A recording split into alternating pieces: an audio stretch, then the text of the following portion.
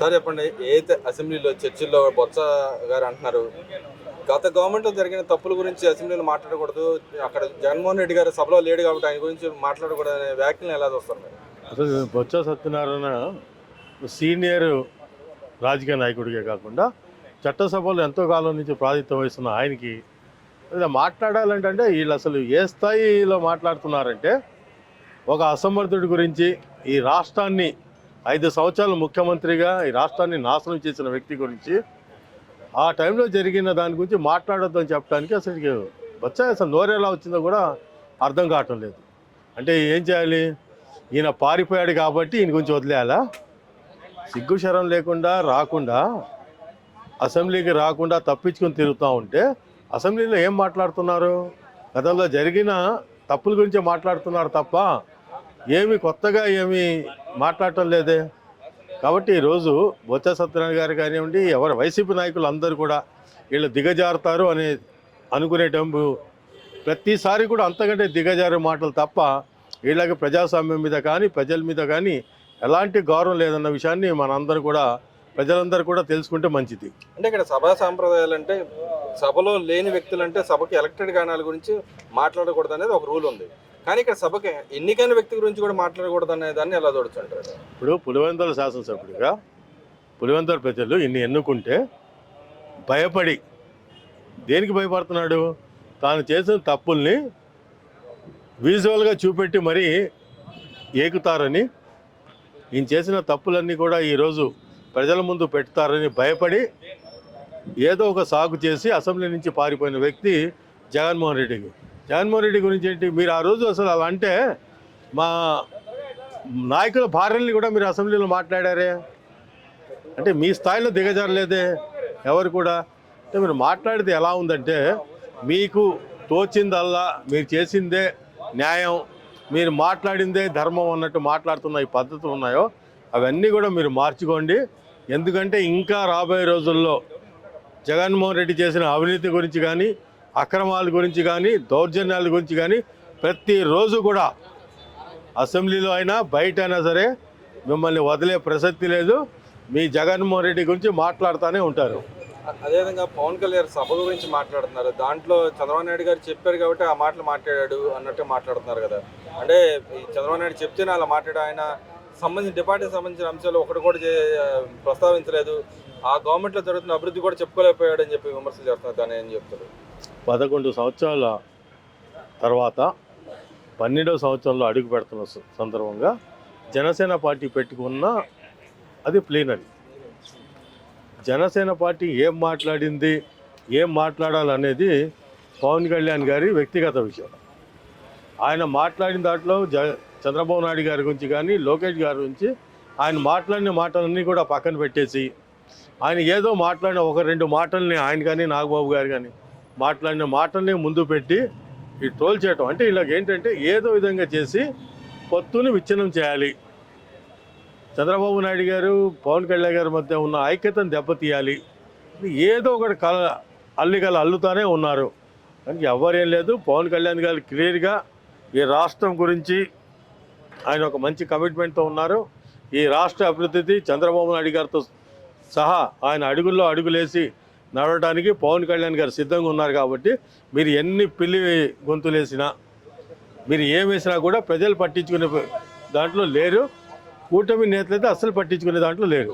అదేవిధంగా ఏదైతే ఈ చంద్రబాబు నాయుడు గారు నిన్న వ్యాఖ్యలు చేశారు, నేను గతంలో 2009, 2019లో కొన్ని సమన్వయం చేసుకోకపోవడం వల్ల ఓడిపోయాయని చెప్పి ఆయన చేసిన వ్యాఖ్యలను ఎలా చూడొచ్చు? అదే ఒక సీనియర్ పొలిటీషియన్గా ఉండి కూడా ఆయన తన తప్పుల్ని, అంటే ఆయన చేసిన తప్పు కాదు, ఆ రోజు ఈ రాష్ట్ర అభివృద్ధి కోసం ప్రజల్ని ఇంకా రాష్ట్రాన్ని అభివృద్ధి తీసుకువెళ్ళాలంటే ఒక ధ్యాసతో అధికారులు నమ్మి ఆయన కొంచెం కార్యకర్తను నెగ్లెక్ట్ చేశాను అనే విషయాన్ని ఆయన గ్రహించడం అనేది అది ఆయన పెద్దరికం. అది ఈరోజు ఇంత జరిగినా కూడా ఇంకా ప్యాలెస్ గోడల్లో పిల్లిలా దాక్కొని ఇంకా నేను బయటికి వస్తే మనిషి కాదని తొడలు కొడుతున్న జగన్మోహన్ రెడ్డి లాంటి వాడు కాదు మా నాయకుడు. ఆయన తప్పుని గ్రహించారు, మంచిని మంచిగానే చూస్తున్నారు.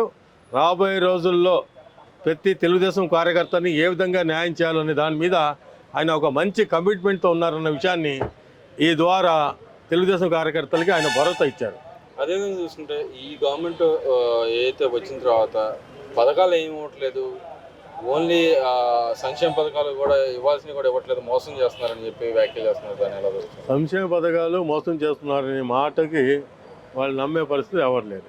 ఎందుకంటే మనం చూసాం ఈరోజు 4,000 పింఛను అందుకుంటున్న ఏ కుటుంబం ఏ పెద్దనైనా సరే మనం పలకరిస్తే వాళ్ళు చెప్తున్నారు 15,000 తీసుకుంటున్న ఏ వికలాంగుల్ని కానీ ఏ పేషెంట్ని కానీ మనం కనుక్కుంటే వాళ్ళ ఆనందం అంటే నేను ఒక పింఛనే కాదు, నీకు 2,000 పింఛను 3,000 చేయడానికి నీకు సంవత్సరం పట్టింది.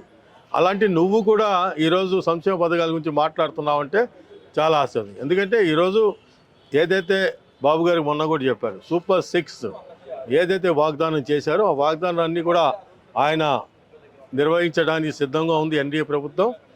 ఇప్పుడు 3,000 పింఛన్ 4,000 చేశాం. అలాగే గ్యాస్ కనెక్షన్ ఉచితంగా 3 సిలిండర్లు ఇస్తామన్న దానికి ఆయన కట్టుబడి ఉన్నాడు. ఇంకా చాలా సంక్షేమ పథకాలంటే మనం ఇచ్చింది 6 కాదు. నిన్న చూసాం చేనేత కార్మికులకి ఏ విధంగా 200 యూనిట్లు ఉచితం, పవర్లూమ్ వాళ్ళకి 500 ఉచితం, ఎస్సీ ఎస్టీలకి ఉచితం. ఇవన్నీ కూడా ఏంటంటే చాలా డిఫరెంట్ ఉన్నాయి. ఫీజు రియంబర్స్మెంట్ ఎలాగా మెల్లిమెల్లిగా విద్యార్థులకి కష్టాలు లేకుండా మెల్లిమెల్లిగా జగన్మోహన్ రెడ్డి పెట్టిన అప్పుని ఏ విధంగా తీరుస్తున్నారో మనం చూసాం. అలాగే మొన్న చూసాం రంజాన్ నెల మొదలయ్యేటప్పటికి ఇమాం మోదుల డబ్బుల్ని దాదాపు 12 నెలలు పెండింగ్గా ఉంటే 6 నెలలు ఎలాగే అంటే వాళ్ళు ఉన్న ఆర్థిక పరిస్థితిని బట్టి ఒక్కొక్క కార్యక్రమాన్ని రాబోయే రోజుల్లో తల్లికి దీవెన అలాగే రైతు భరోసా ఈ 2 కూడా కార్యక్రమం మొదలైపోతాయి. ఆ తర్వాత ఉన్న ఏదైతే ఉందో ఉచిత బస్సు కానివ్వండి 1,500 రూపాయలు మహిళకు కానీ అది కూడా అతి తొందరలోనే బాబు గారు మొదలెడతారు. ఈయన ఇలా మాట్లాడి వీళ్ళు అమ్మఒడి వీళ్ళు చెప్పింది 2019లో, ఇలా మొదలెట్టింది 2020లో. వీళ్ళు ఏమిటంటే ప్రజలు మర్చిపోతారు. మీరు 2 సంవత్సరాలు ఇవ్వలేదు అంటున్నాడు ఆయన, 2 సంవత్సరాల నుంచి పెండింగ్ ఉందని చెప్తున్నాడు. ఇవ్వాల్సిన 2 సంవత్సరాలు పెండింగ్ ఉంది అంటున్నాడుగా. నిజంగా 2 సంవత్సరాలు వీళ్ళ పరిపాలన జరిగిందంటారా? 9 నెలల పరిపాలన మనకి వెళ్ళింది అకాడమిక్ ఇయర్, అప్పటికి కూడా జూన్ 4 అప్పటికి అకాడమిక్ ఇయర్ మొదలైపోయింది. అయినా సరే మేము ఇస్తామన్న దానికి ఈ సంవత్సరం నుంచి ఇవ్వడానికి కట్టుబడి ఉన్నాం. నువ్వు ఇది చెప్పింది ఏంటి 15,000 ఇస్తానన్నావు, నువ్వు ఇచ్చింది 13,000. అది కూడా 5 సంవత్సరాలు ఎన్నిసార్లు ఇచ్చావు? 3 సార్లు ఇచ్చావు. మొదట ఆయన 2 సంవత్సరాలు కూడా ఈ గవర్నమెంట్లో కలుపుతున్నాడు కదా లాస్ట్. సిగ్గు లేదండి. నేను చెప్పేది ఏంటంటే వాళ్ళ గురించి మాట్లాడుకోవటం అంటే అది తప్పు. ఎందుకంటే వాళ్ళకి అసలు ఏ మాత్రం కూడా మనం చూసాము, వాళ్ళు మద్యం గురించి మాట్లాడుతున్నారు, ఇసుక గురించి మాట్లాడుతున్నారు. అంటే వీళ్ళు ఏంటంటే సిగ్గు శరం అసలు అనేది ఈ వైసీపీ నాయకులు వదిలేశారు. మద్యం గురించి వీళ్ళు మాట్లాడటం ఏంటి? అన్యాయం అక్రమం అంటున్నాడు ఆయన మిథున్ రెడ్డి. అదే వీళ్ళందరూ కూడా పాల పీకలు నోట్లో పెట్టుకున్న చిన్న పిల్లలు వీళ్ళ మీద అనవసరంగా అబాండాలు మోస్తున్నారు. మీరు గతంలో చెప్పారు అది సొంత బ్రాండ్లు అని చెప్పారు, ఇప్పుడు సొంత ఫార్ములా కూడా అని చెప్పి బయటకు వస్తుంది. నిజం ఎంత అంటారు దాంట్లో? వాస్తవం అంటే మద్యాన్ని తయారు చేసింది వీళ్ళే, మద్యాన్ని డిస్ట్రిబ్యూట్ చేసింది వీళ్ళే, మద్యాన్ని అమ్మింది వీళ్ళే, ఆ డబ్బుల్ని ప్యాలెస్లకి అందించింది వీళ్ళే. అన్ని విధాలుగా 10-15 మంది కొటారీగా ఉండి ఈ రాష్ట్రం మధ్యలో కొన్ని వేల కోట్లు దోచున్న విషయం వాస్తవం. రాబోయే రోజుల్లో అంటే వీళ్ళు ఏమనుకుంటున్నారంటే ఏదో మెల్లిమెల్లిగా నిదానంగా చట్టపరంగా వెళ్ళాలని చేస్తూ ఉంటే ప్రతిదీ కూడా చట్టపరంగా ప్రతిదీ శోధించి సాధించి ప్రతి కేసుని కూడా పగడ్బందీగా చేసి వీళ్ళ మీద ఉచ్చు బిగించుకున్న రోజు వీళ్ళు మళ్ళీ బయటికి వచ్చే పరిస్థితి ఉండదు. అంటే విజయసాయి రెడ్డి గారు అనే కోటరీగా ఆయన చుట్టూరుతున్నారు, నాలంటాడు అందుకే బయటికి పోయని చెప్పి అంటాడు. ఇదో పెద్ద డ్రామా విజయసాయి రెడ్డిది. కోటారీని వాళ్ళు తెలిసిందా ఇంటి కోటరీ అని? ఇది ఏం లేదండి. వీళ్ళందరూ కలిసి ఏంటంటే వీళ్ళు పెద్ద ఆస్కార్ అవార్డు విన్నర్స్ వీళ్ళంతా. ఎందుకని అంటారు? అంతే జగన్మోహన్ రెడ్డి వీళ్ళందరూ కూడా ఏంటంటే అమాయకత్వంగా ఈరోజే రాజకీయాల్లో వచ్చినట్టు ఇవాళే వీళ్ళకి అన్నీ తెలిసినట్టు వీళ్ళు మాట్లాడే మాటలు చూస్తూ ఉంటే మనకు అనిపిస్తుంది.